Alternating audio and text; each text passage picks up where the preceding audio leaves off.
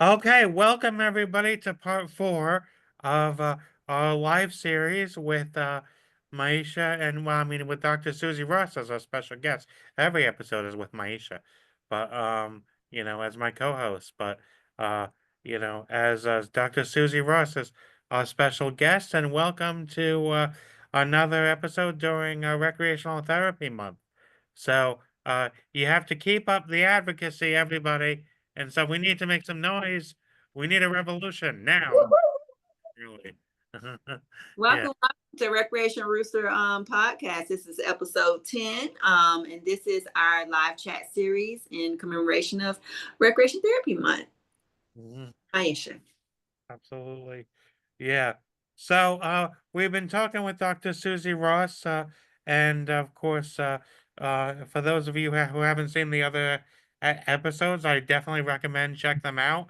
And Dr. Suzy Ross is a professor at San Jose State University, who's been there for 25 plus years and has also written a book. And she's from Madison, Wisconsin, and that's where she even went to college was what do you call it? Wisconsin at lacrosse, I believe, right?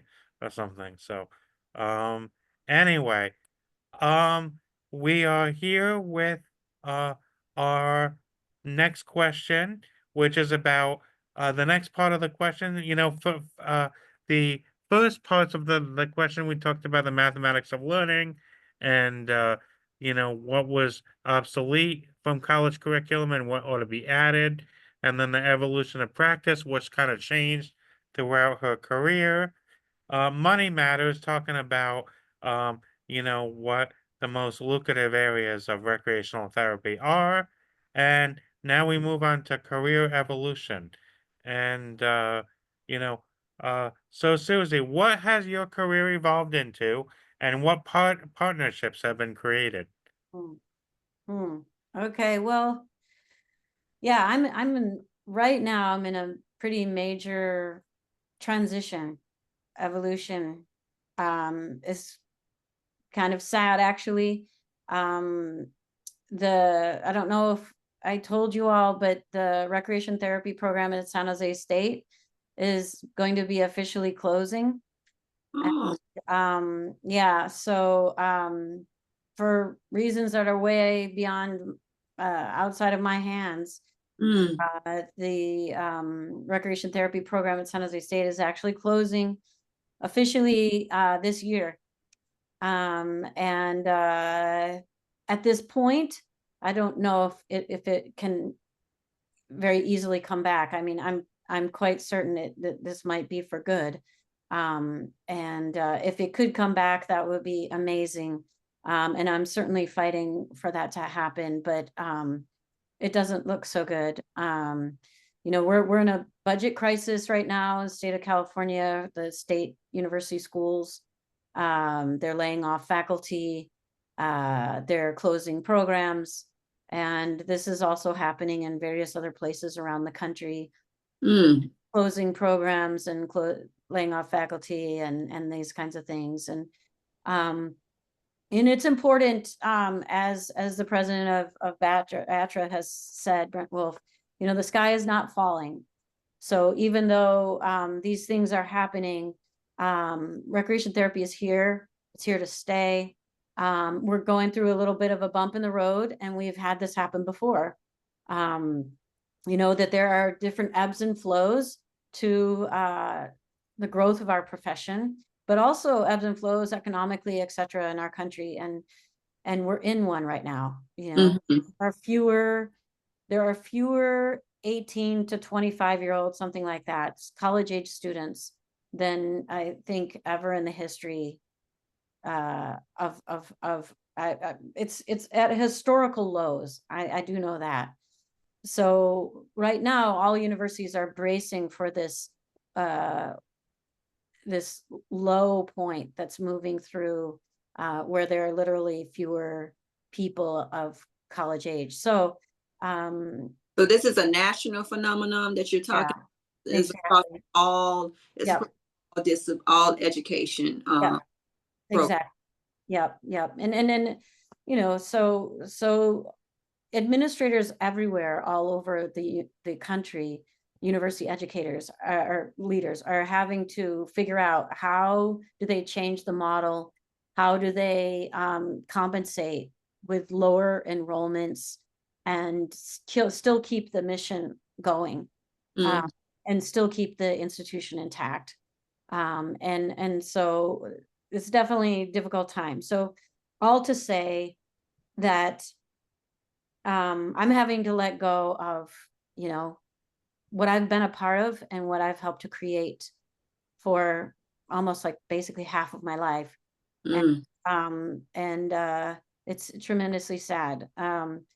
And so right now, I'm just taking one step in front of the other as far as thinking about how can I save rec therapy at my university and or continue recreation therapy in some other venue.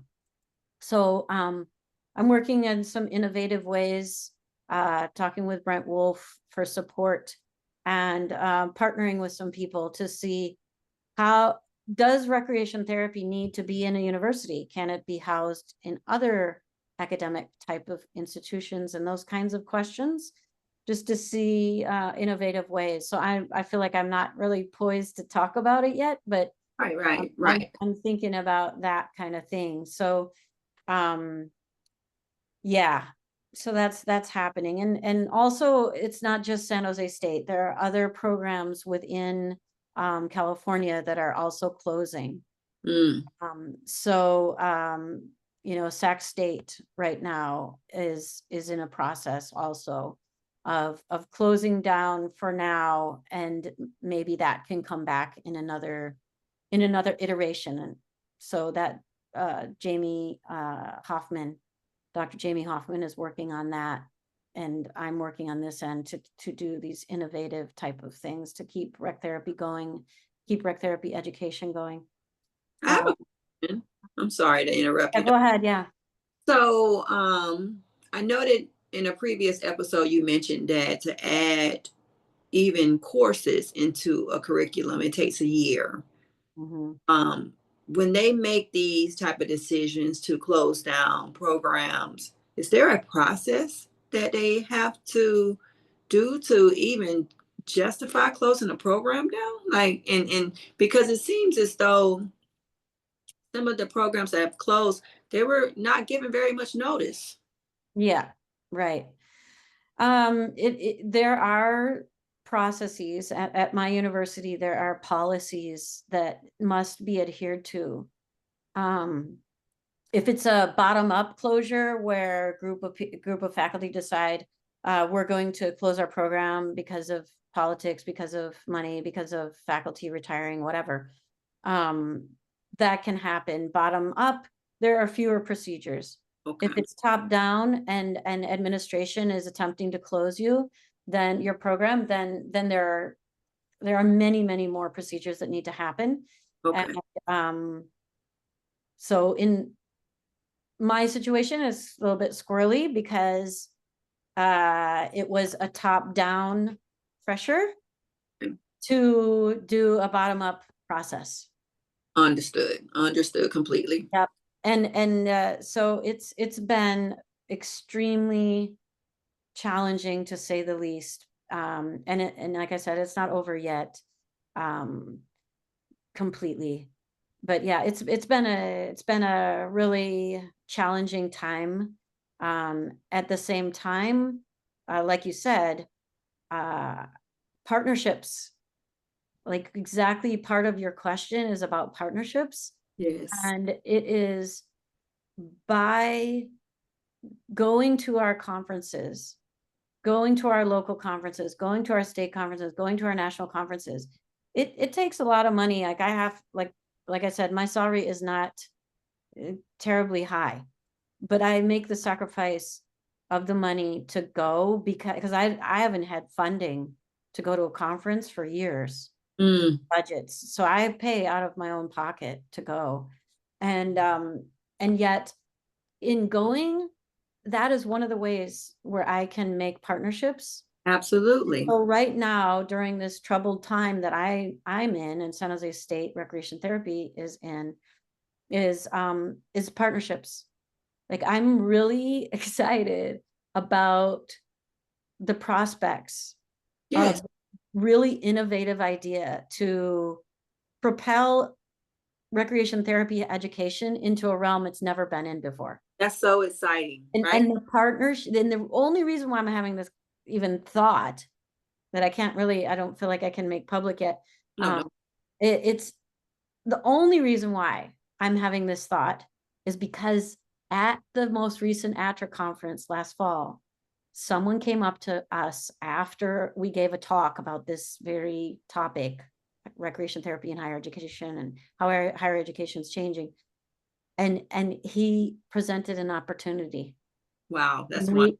And we're following it together. Yeah.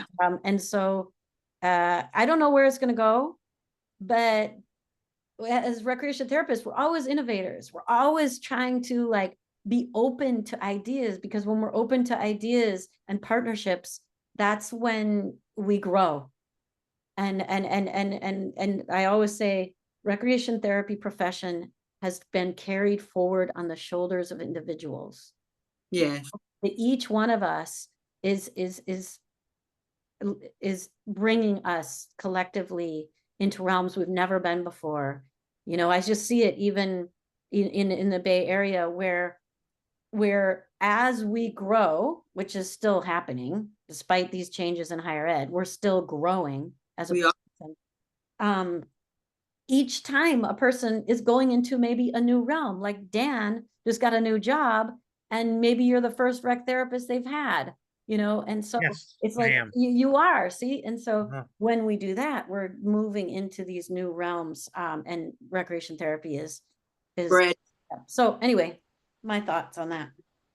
Uh-huh. thank you. Thank you so much for sharing. And that's our cliffhanger, guys. So you just wait. Even though we're in the storm, there's a light peeking through. It's gonna be an amazing update coming soon. I see it coming. And I am fully in support and anything that Recreation Rooster Podcast can do to affect a positive change for the San Jose Recreation Therapy Department or any other recreation therapy education program. Please reach out. We've been reaching out to different universities over the course of the last 6 months to set up a national lobby day, or a national, I would say, not lobby day, but a national recreation therapy day where prospective students can come onto RT, come onto university campuses and tour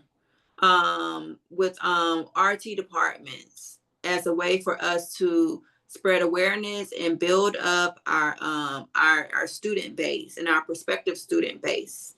And for this to happen all over the nation on the same day would be absolutely wonderful and a great push for us to support our professors as they fight for programs to stay open and for programs to stay competitive and relevant. So thank you so much for sharing that with us, Doctor. Mhm. Yeah, absolutely. I mean, I almost feel like it's in this profession sometimes you're trying to justify your existence. It's crazy.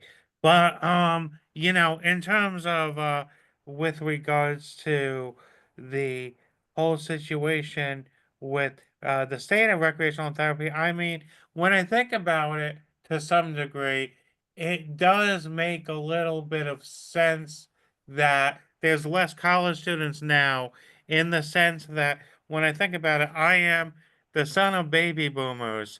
Well, I mean, of course, after World War II, my grandparents and other people that in that age had a lot of kids. That's why they called it the baby boomers.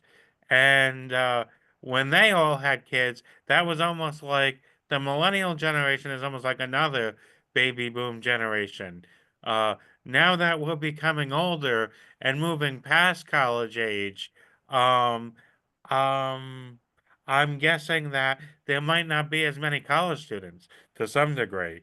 So that could be part of the problem, I'm thinking. And I just kind of thought of that when you were talking, Susan, that, you know, that there might not, that could be part of the reason there's not as many, uh, college students. At the same time, I mean, I've known quite a few excellent programs that have closed down. And I mean, a lot of them have been around for a while. I mean, on the East Coast, I know NYU used to have a very good program, an excellent program. Um, they closed down. I've known people affiliated with that program. They closed down. Um, as well as Montclair State used to have a program. They closed down.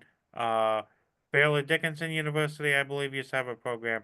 They closed down in New Jersey. There's only one recreational therapy program in the whole state of New Jersey, so far as I know. I mean, yeah, and that's Keene University. Keene University.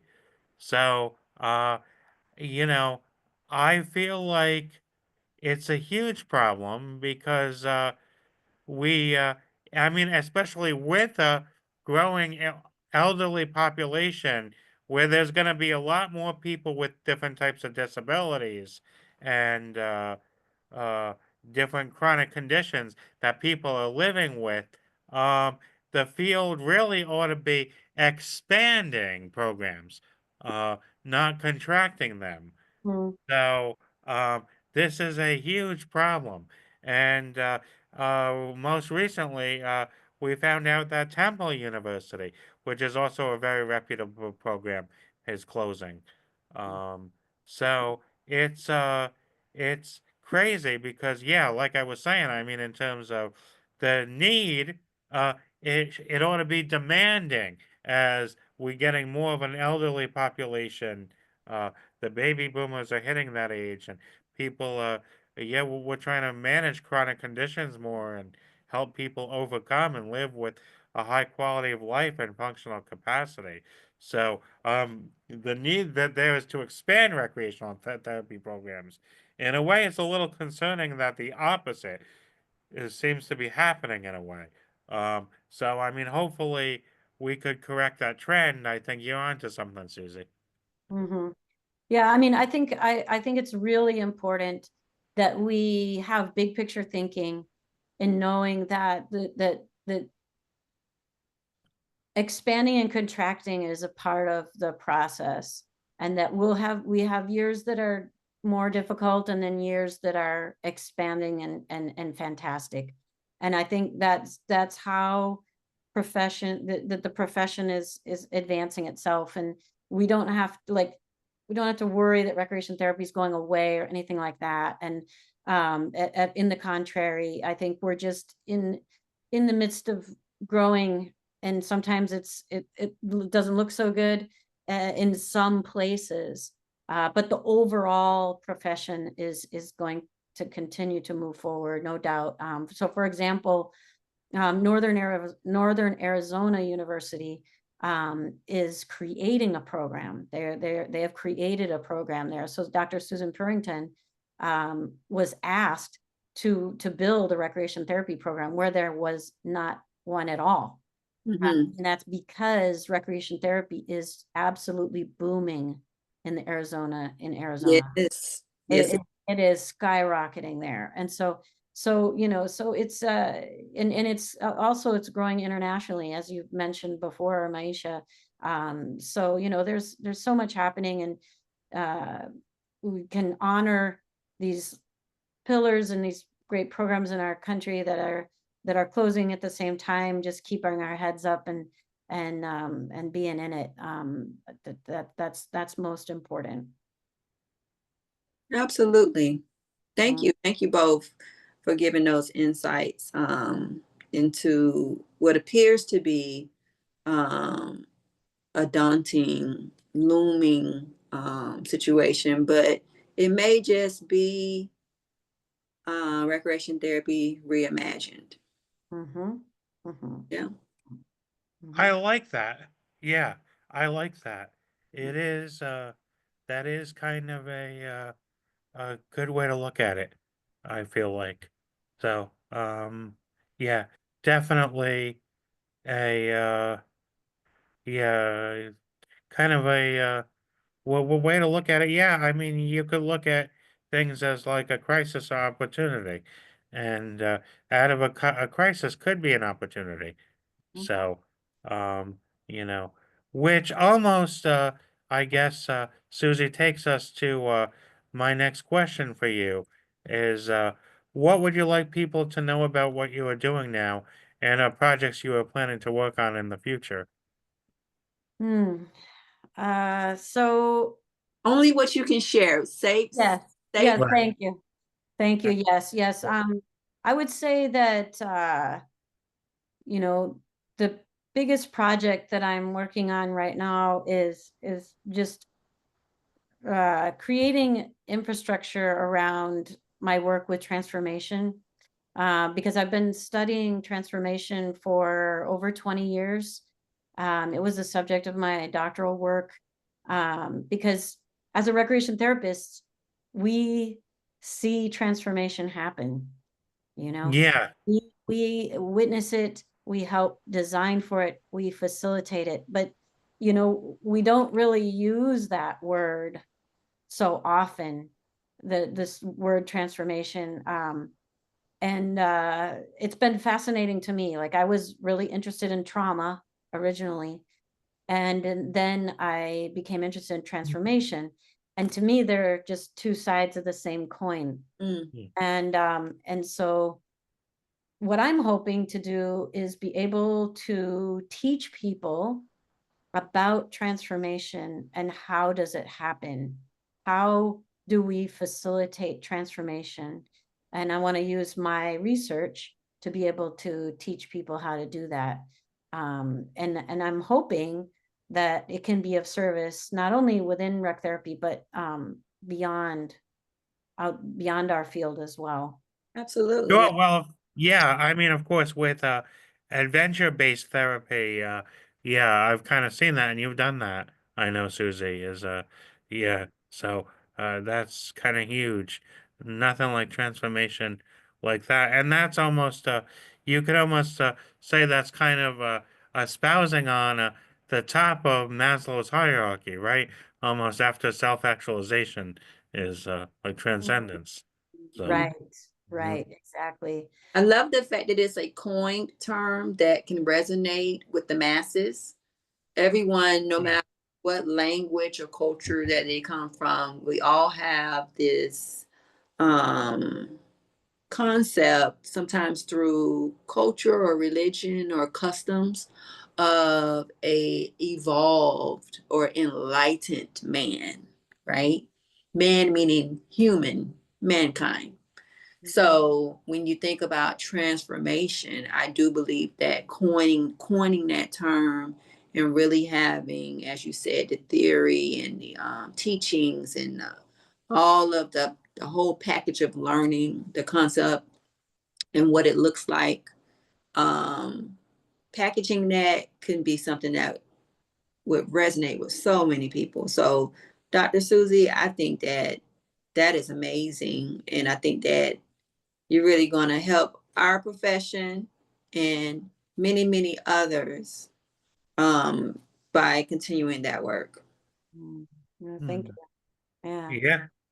I think it was you who mentioned that to me, that that was almost kind of, what do you call it? Really almost the top of Maslow's pyramid, almost expounding upon his work almost. Mm. Mm-hmm. Right. So that's very interesting.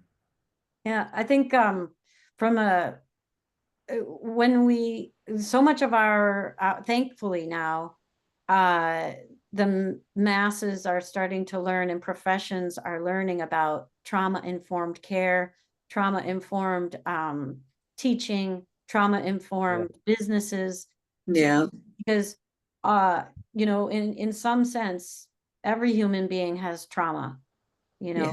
Every single one of us has a trauma in our background. And so being learning about trauma and sensitivity around trauma and how we can all help one another and be sensitive to one another in the way that we talk, the way that we have systems in place, and certainly in the way we provide care.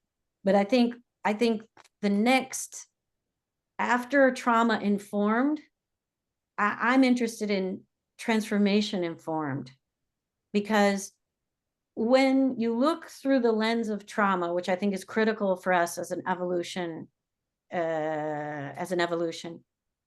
to create safety around trauma and be just trauma aware.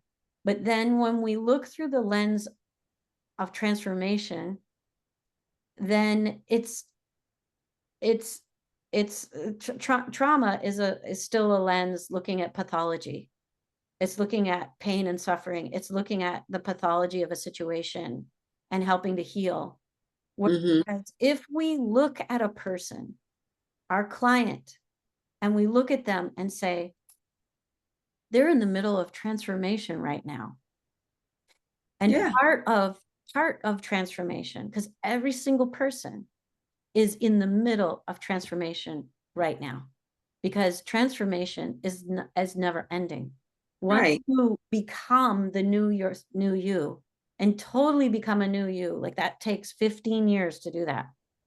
And after you do that, and you become a totally new person through a journey that takes about 15 years, then you start over. Yes. And then you go through another iteration and become a new version of yourself. And so what if we began looking at our clients and ourselves and our colleagues and be able to say, you're in the middle of transformation right now. And if we learn about the figure 8, we learn about the 13 phases of transformation, what we can say is, oh man, of course, this is happening right now in your life. Of course, you might be feeling this way because you're in this part of the phase of transformation. And so if you're really having a struggle right now, disorientation, where you are wondering, where's my place in this world? Things are not working out the way that I want it to. And I really want to reach towards my goals, but honest to goodness, I have no idea how I'm going to make it. And just feeling a lot of disorientation, like, who am I anyway? Is this really what I want to be doing? Do I really want to be doing recreation therapy? And lots of self-questioning. That's the phase called disorientation. And so if you can learn that, instead of pathologizing it and say, oh, what's wrong with me? I'm not moving myself forward. And we can actually look through a much more benevolent lens. Yes. Being able to say, oh, this is normal. It's I'm normal. supposed to be feeling this way right now because I'm in the disorientation phase.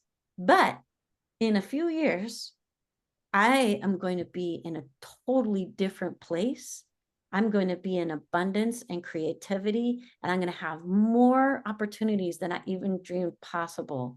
Right. That is, per my research, an inevitability. And so looking through that lens of transformation helps us to get the big picture, that where we're going is in service of our own becoming. And some points of the process of transformation are not so easy, like what I'm going through. I'm going through letting go of this, my baby, basically, that I've been shepherding for a long time. But I know there's a larger purpose in this difficult time that I'm in, because I know I'm transforming. And when I transform, wow, when you actually complete the transformation, you go through the entire figure 8, you get to the final phases, which are abundance and creativity, where you get the salary you deserve. You have partnerships like you've always yearned for. You have friendships that mirror who you are. You're being appreciated the way that you've always wanted to be appreciated. That's all, and you have opportunities to do things that you always wanted to do. That's the abundance and creativity phase. Next phase, the 12th phase, is power. And power is once you slow down from abundance and creativity, and you're in charge. You've kind of made it through all of these opportunities and you've put structures in place, you have people to support you, you have the money to support you, you have the respect. People know who you are and they come looking to you for what you're good at. And you can really sit back a little bit and enjoy what you've created, and things start to just settle down, and you can actually go on vacation more and just enjoy life a little bit more. And that's the power phase. Yes. You have arrived at who you really are in the power phase, and that is the source of the power. The source of the power is, I have arrived. I know who I am. People know who I am. They know me for who I really am. And I've created something that I feel really good about. And that's the power phase. And the final phase of transformation is integration. And that's a much shorter, shorter phase. And that's when you come to a place of internal homeostasis, where the new you has completely arrived, and your outer world, your home life, your money life, your relationships, your work, all of it is basically in harmony. Mm. Your inner world is also in harmony. There's nothing different between your inner world and your outer world. There's no conflict. Wow. It is literally like what I say, it's the sweet spot that we're all looking for. It's a little bit like heaven on earth, where you look around your life and you're like, I feel at peace. I feel at peace. And it's this beautiful time. It lasts like maybe about 6-8 months. And then we start transforming again. Yeah. Continuous.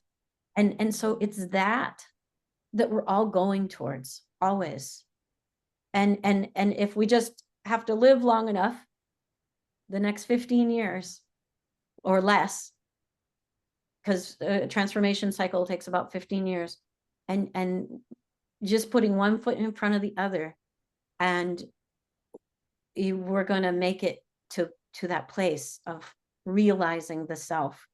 And there's nothing better than that. And then once you have that one time, you make it through a full transformation, and you can feel that inside, that's becomes a reservoir of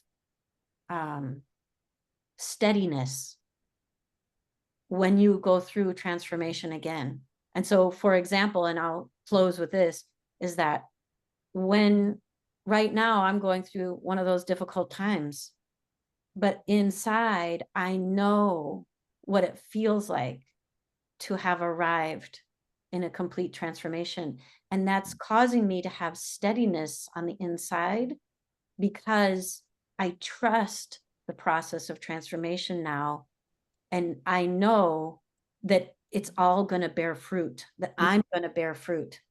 And I just have to like keep breathing and practicing my own recreation therapy of self-care, and paying attention to my heart and discerning what's the next right decision, and listening both to my head and my heart, and making that next best decision in each, until that those phases of transformation that of blossoming happen.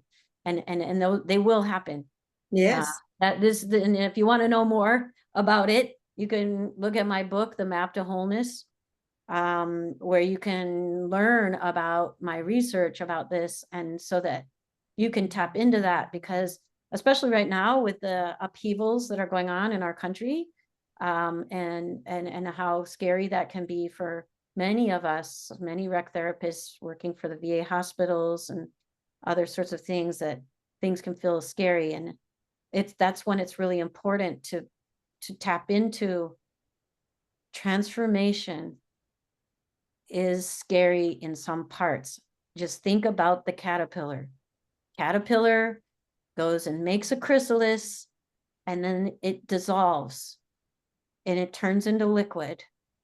and then it reformulates and it redesigns itself. And then it comes out of the chrysalis as an entirely different being with Mhm. wings. And no one could imagine that that's even possible, right? From caterpillar to butterfly. And we don't even know how that works. And that's how transformation is. That's what lies ahead. And so anyway, so there you have it. Now you know more about me than I ever anticipated on saying. Thank you, Doc. That's okay. No, that's incredible. I got to get my hands on this book that you wrote. Now, I mean, that's incredible. I mean, that is absolutely incredible. And I mean, you are right completely because I mean, this is something we don't do enough is like you were saying, take care of ourselves as recreational therapists and stuff. I mean, really, we have to be at our best to take care of other people. So, that is crucially important. Mhm. As And I also find that when I was a therapist, that on my worst days, working with my clients, and I didn't have anything that I felt like I had to give because I was on empty. But yet we come to the table and you come to the job, and then the play as medicine starts doing medicine here on us. And a lot of times I would get, even as an educator, on my days when I'm having a bad day, when I'm teaching, the teaching and the being with gives back to me and is therapy for me. And I leave and go home feeling better than when I started my day. And I know that's what happens for so many of us rec therapists, no matter what our job is. Sometimes it's okay to come to work feeling not so good, and so that we allow our medicine to be medicine for ourselves. Yeah, that's almost the behavioral activation principle of it, in a way, or whatever. Do more fun stuff, and then it's you're going to. That's what you. Yeah, we say to really depressed people, right? Who don't feel like doing anything by default. Like if if you attempt it, keep attempting it, you get benefits, and eventually you will start to feel better. So, absolutely, that's you know that's kind of, I was just reading about that, and I was like, yeah, that behavioral activation principle is so recreational therapy in a way. So, and yeah, so you were saying about the recreational therapy component, and that's why I was, yeah, comparing it almost to behavioral activation or whatever. So, yeah, that's huge. I mean, and the transformation and the different levels of transformation and almost, I mean, it kind of is almost like a philosophy, almost like with existentialism and stuff. Now, of course, I mean, there's certain things I feel like as a profession we know some of the evidence-based practices, like Maisha was saying, it would be good to have classes on assessments, so we know about the different assessments and how to score them, interpret them, and give uh, coherent analysis to the uh, uh, the care plan meetings and that type of a thing. Same thing with some of the cognitive behavioral principles. We know that they work. I mean, that's also borrowing from psychology, but I mean, so how do we apply them as recreational therapists and stuff? So, and same thing, and that has to be, yeah, really taught, almost like your transformation. Yeah, we now know it works. So, teaching students, college students, how to implement that now, as they're going to become recreational therapists. So those kind of what needs to happen, yeah, exactly, is we need to be teaching about how to implement those evidence-based practices. So Mm-hmm. All right. And Dr. Ross, we want to thank you for those very impactful last words. We would love to just embody, amplify, magnify your message to our viewership. And I want to thank each and every person that follows Recreation Rooster who have newly joined us or been there since the beginning in 2024. Thank you for joining us in our 4-part series for Recreation Therapy Month, February 2025, our live chats with Dr. Suzy Ross. And if you would love to get in contact with her, please look into our description. We have all of her information there. And please pick up her book as well and continue to support all things recreation and leisure with Recreation Rooster Podcast. Have a great day. Bye-bye. Thank you. Bye.